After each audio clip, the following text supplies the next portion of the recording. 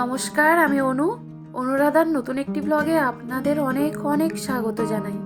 আশা করছি আপনারা খুব ভালো আছেন আর আমরাও খুব ভালো আছি। এই ব্লগটি মঙ্গলবারের, তখন ওই সন্ধে 7টার মতো বাজে।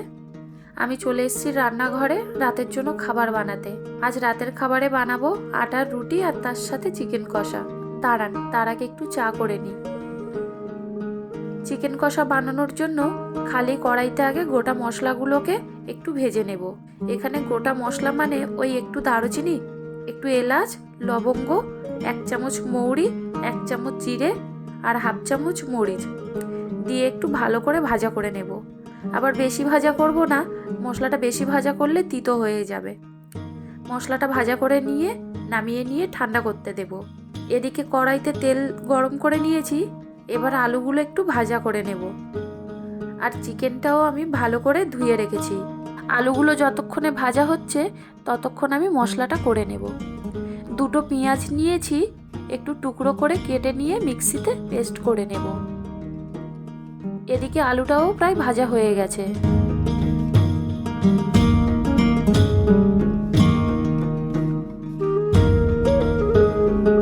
চিকেন কষাতে না শুধু আলু দেব না, তার সাথে একটু ক্যাপসিকাম, একটু টমেটো আর বড় বড় করে টুকরো করে পেঁয়াজও দেব। এই রকম চিকেন কষা তো রুটির সাথে ভীষণ ভালো লাগে খেতে। কদিন ধরে তো বেশ ঠান্ডা পড়ছে, কিন্তু জানেন তো সন্ধ্যা থেকে আজ আবার টিপটিপ করে বৃষ্টিও পড়ছে। তাই ভাবলাম রুটির সাথে অন্য কিছু না বানিয়ে একটু চিকেন কষা করি। আলু ভাজার তেলেই দিয়ে দেব 2টো তেজপাতা। একটু ভাজা হয়ে গেলে দিয়ে দেব পেস্ট করে রাখা পেঁয়াজ। এবার পেঁয়াজটা একটু লাল লাল করে ভাজা করে নিয়ে চিকেনটাও দিয়ে দেব।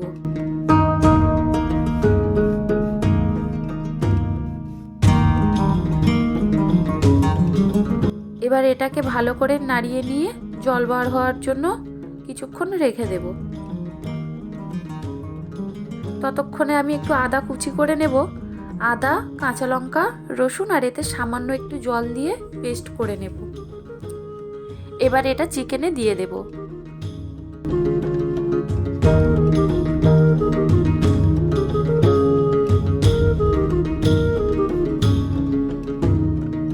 তারপর ভালো করে এটাকে নাড়িয়ে নিয়ে 5 মিনিটের মতো এভাবে কষতে থাকবো।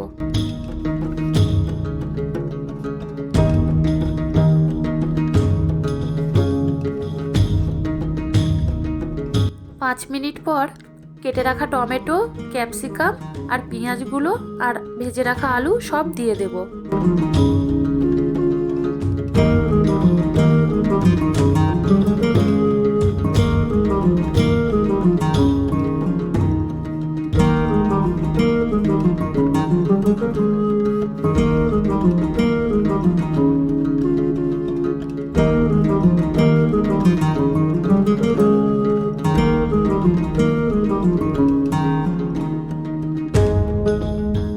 দু চামচ হলুদ দেব আর 1 চামচ গুঁড়ো লঙ্কা দেব।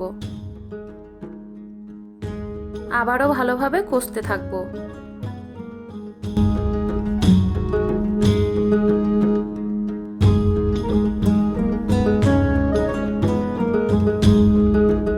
এই দেখুন, এইভাবে তেল ছেড়ে দিলে এবারে জল দেব। গরম জল দেব আর অল্প করেই দেব, আলুটা সেদ্ধ হওয়ার মতো।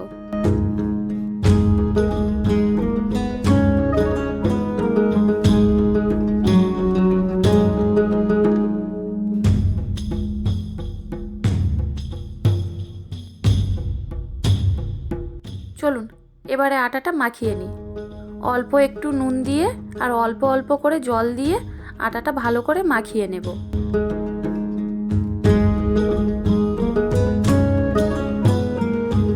আটা যত ভালো করে মাখাবেন রুটিটা কিন্তু ততই নরম হবে।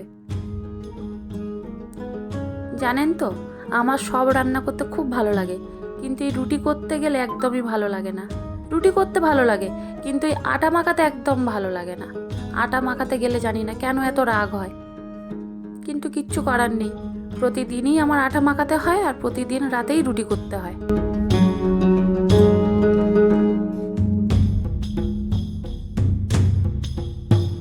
গল্প করতে করতে চিকেনটাও প্রায় হয়ে এসছে।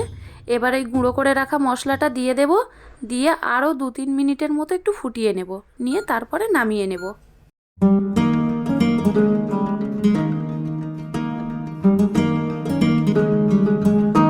ভীষণ ঠান্ডা পড়েছে এদিকে, বৃষ্টিটা হয়ে যেন আরও বেশি ঠান্ডা পড়েছে।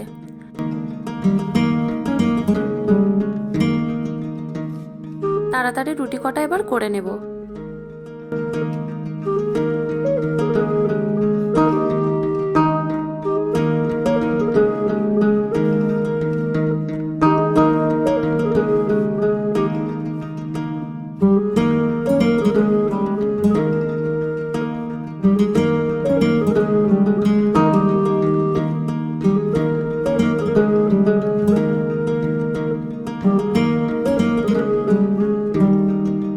খাবারটা ঠান্ডা হওয়ার আগে গরম গরম খাবারটা দিয়ে আসি। তাহলে আজ ব্লগটি এখানেই শেষ করছি। দেখা হবে নতুন আরেকটি ব্লগে।